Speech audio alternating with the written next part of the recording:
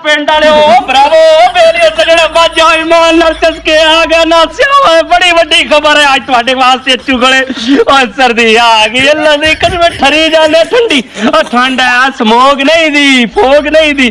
धुंध है ठंड हवा लगी जाती ओए होए होए होए या अल्लाह तेरा शुक्र है जींदे जींदे सर्दी आ गई जींदे सर्दी आ गई वाह सर्दी तो पहले मरे नहीं है चसके बोले गड़े ठंडे हो जाने और शह ठरी जाती और शह ठरी जाती आ मिट्टी भी ठंडी है जी करता लेटियां मारिए स्वाद आ गया वाह अल्लाह जुबरा गत्तो है ठंड आ गई चसके आ गए ओए क्या फील हो रहा है हर्ष ठहर गई ओए होए मजे ठहर गई हर्ष अच्छा पांचा सर्दी आ गई सर्दी तू ता ना सर्दी आवनी नहीं अड़े खासा है सूप पीसा है देसी मुर्गे भी खासा है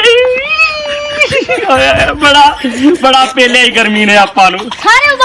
बड़ी लंबी गर्मी है यार हुण सारियां कदरां कढ लिया यार रजाइयां कढ लिया यकीन कर जा कंबल कढ लिया स्वाद आ रजाइयां दे उत्ते पाउडर सटा लवी ਜਿਹੜੀਆਂ पेटी चों कड्डियां ਦੀਆਂ ने ना बो देंदियां ने आज मम्मा नूं आखी उत्ते ना